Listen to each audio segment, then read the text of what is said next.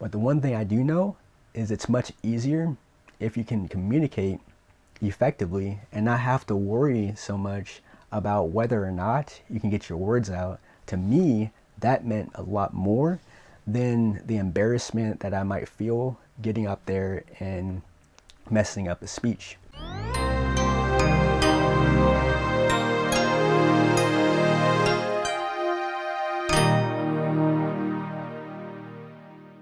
Good morning, good afternoon, good evening. Marvin here from backsideoffear.com.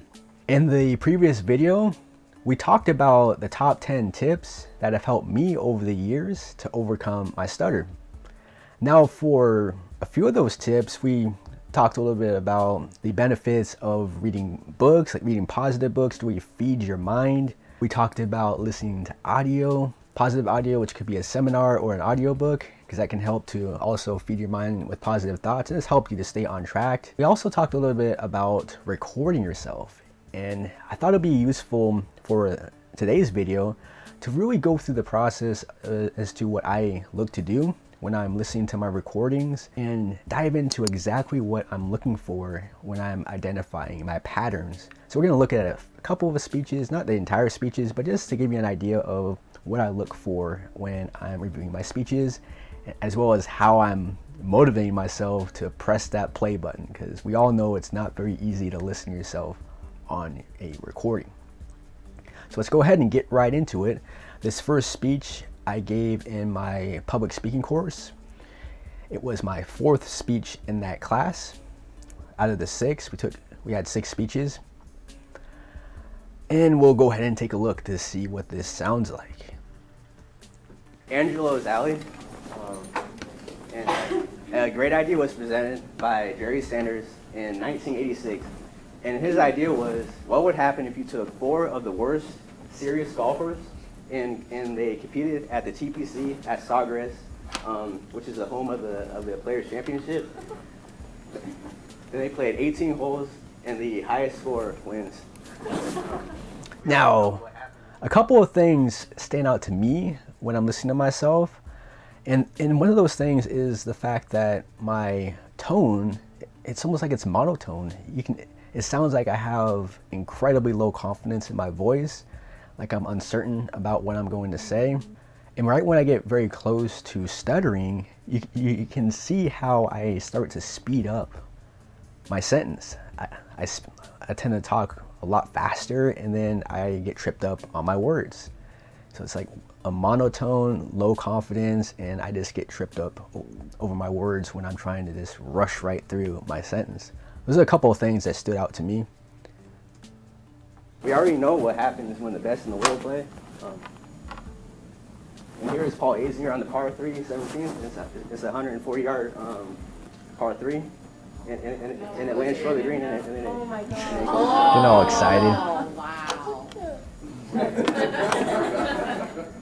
You notice there's a lot of ands in my speech. I wish I would have. So, I don't know if I want to count. If you want to count. Players have to get to this hole, and once they get to this hole, and there's the tee box, they have to clear the green, and they can't do their normal like grounder shots like up to the hole. So, and there's the viewpoint from the tee box to the green for the player, and so what did happen, and not a single player made par, and there was 124 penalty strokes, and the winning score was 257, which is 185 over par by Angelo Spagnolo, who we're going to focus on today, and also how did Angelo's Alley come to be.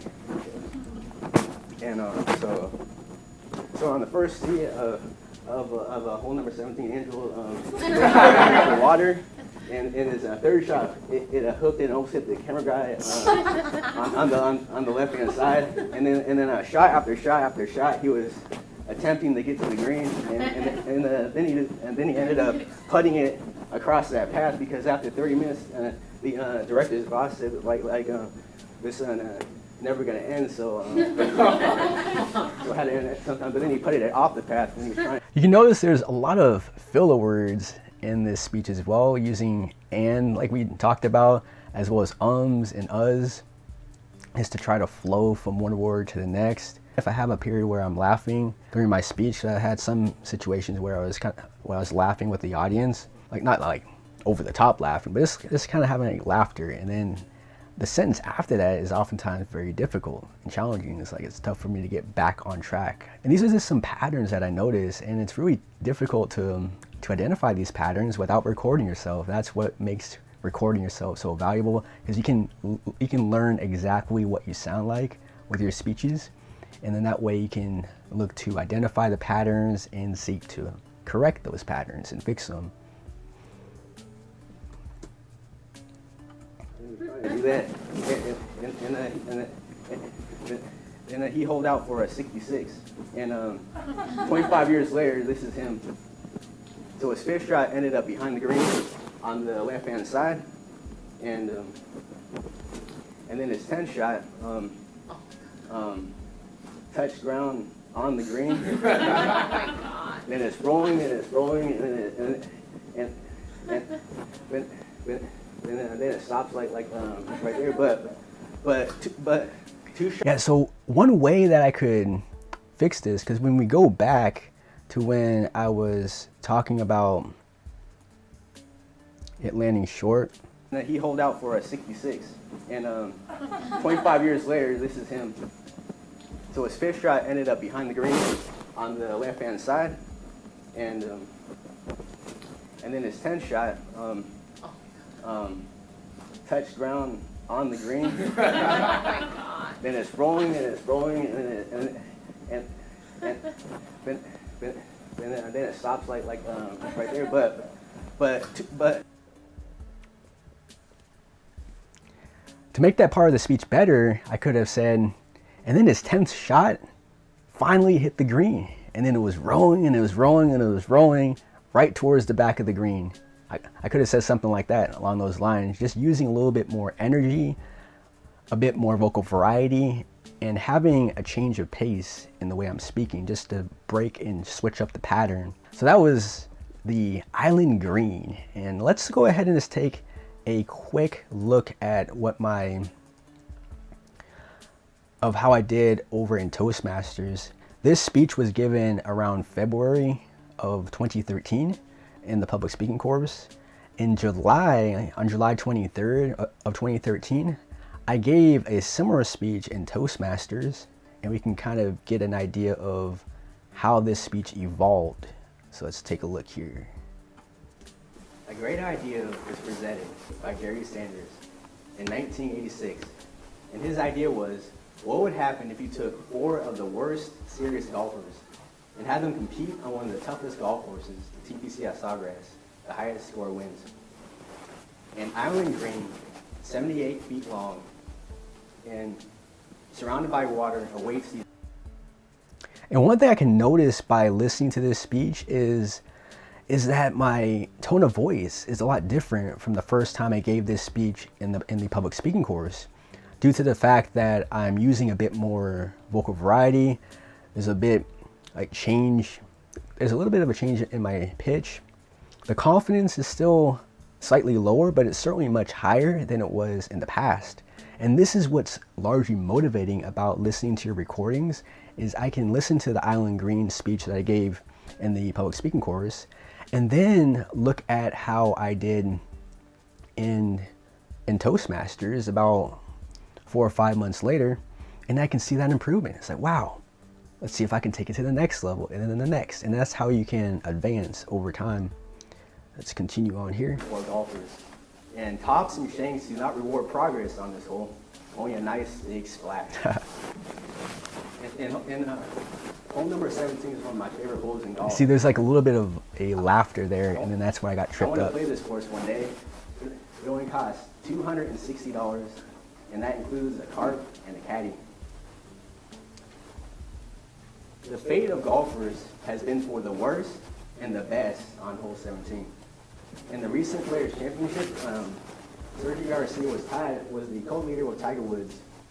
When you're right at hole 17, he took his tee shot straight at the flag, which on this final round was in the front right portion of the green, right behind this bunker. and it landed short of the green, and then splash, it went into the water. Yeah, so there's a bit of improvement from that previous speech. Let's go ahead and take a look at another speech in Toastmasters. But first, before we look at the speech where I gave it in front of the Toastmasters Club, let's take a look to see what it sounded like during the practice round. Now, this practice was just done in my house where nobody else was around while I was practicing, and we'll see what this particular practice speech sounded like. Many times we are right in the place we need to be. We have done the groundwork. We're in position. All that is left for us to do is finish the job. The short game is where the scoring takes place. And if you are unable to convert, it is no different if you are not in a position to score. Now, one thing you can clearly notice is the difference in my voice. We just heard a speech in the Toastmasters Club that was in July. This wasn't too far past that. This must have been maybe a couple of weeks or so after that speech for the Angelo's Alley speech. And you can just notice the difference in the voice. It's almost like it's a different person. And this is one thing that just drove me nuts about my stutter, because oftentimes I'll be able to speak just fine when no one else is around. And then all of a sudden, somebody is just right in front of me, and for whatever reason, I couldn't speak. I would have such a hard time. I would be sweating just to say my name. And that's one thing that just completely mind-boggled me. And that's why I really started to really believe that confidence has to play a major role in the amount that I stutter. And that's the main thing that got me motivated to continue on with Toastmasters and give speech after speech after speech, as many speeches as I could give in that Toastmasters Club. And you can notice how I'm working to use competition in golf, then you have got to make birdies. You can notice I'm really trying to use vocal variety. I'm trying to inject a lot more energy into my voice. I'm exaggerating it to a large degree. I'm not the type of person that's a loud speaker. I'm very, very soft-spoken.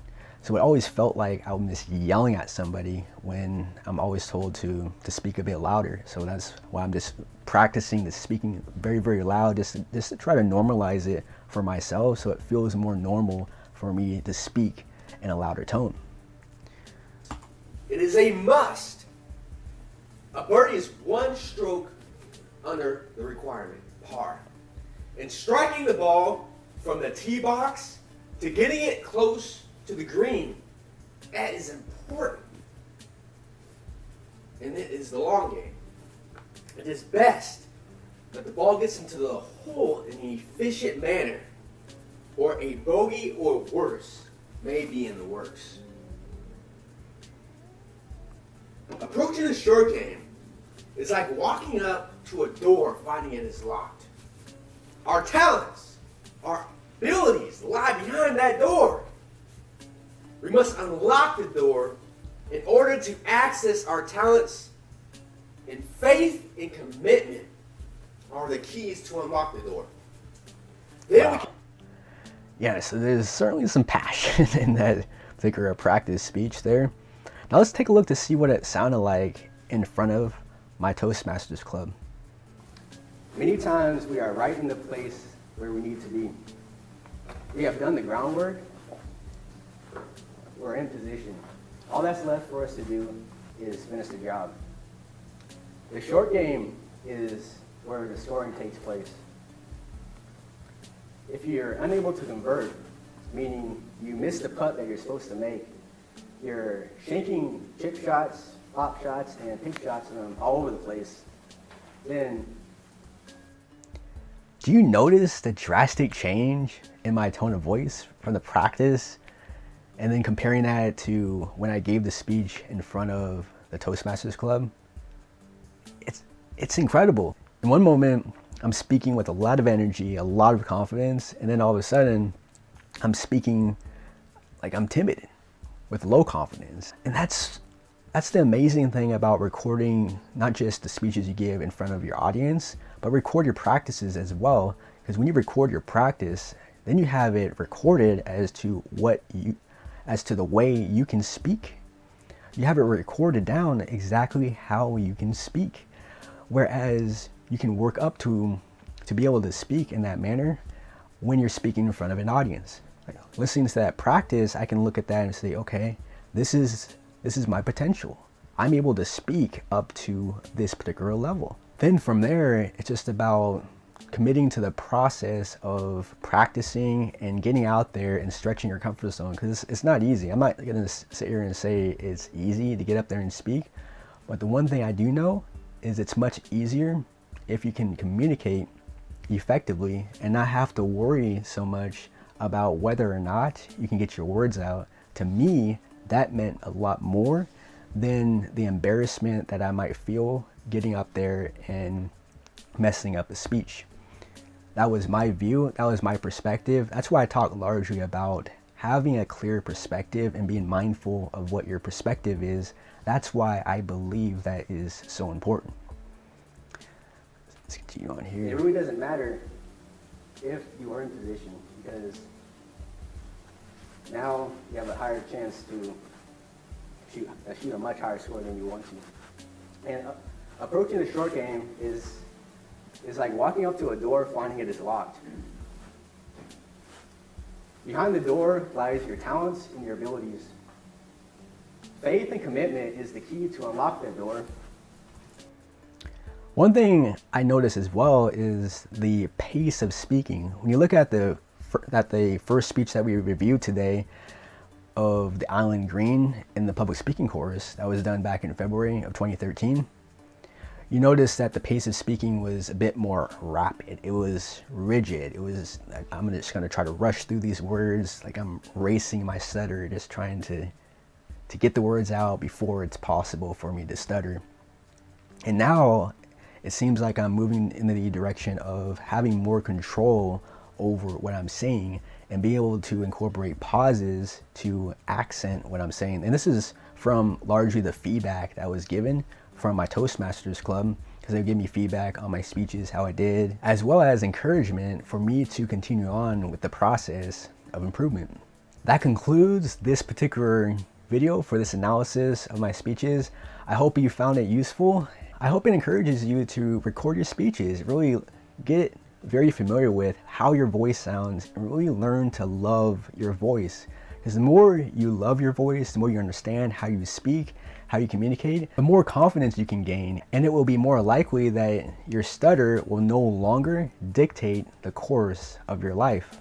And that's what was important for me, and I hope it helps you to overcome and conquer your stutter. If you have any questions about how I deal with my stutter, feel free to put those in the comments below. You can also message me on Facebook and or Twitter. I'll be more than happy to help. And remember, it's amazing what you can achieve on the other side of your fears. Subscribe for more videos. If you enjoyed the video, please give it a like and share it with your friends to help grow the community of action takers. And don't forget to visit me on backsideoffear.com. Have a great rest of your day.